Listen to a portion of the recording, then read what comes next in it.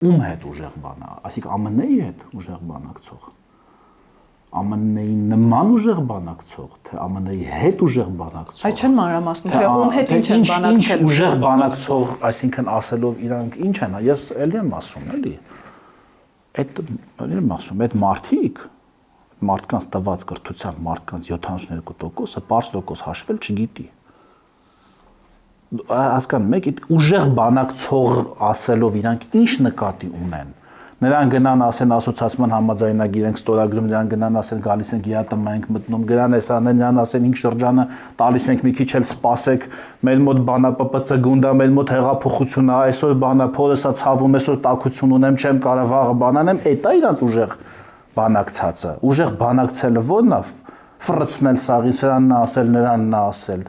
Ուժեղ բանակցել ենք, էլի որ եղել է այդ ուժեղ թուղթը։ Ուժեղ բանակցել ենք, որ օգոստոսի 8-ը եղել է։ Բա թույլ բանակցողով օգոստոսի 8 կլիներ, իրանցով կլիներ օգոստոսի 8, ասենք իրանք են 21 տվին եկել իշխանության, հələ պատկերացրեք։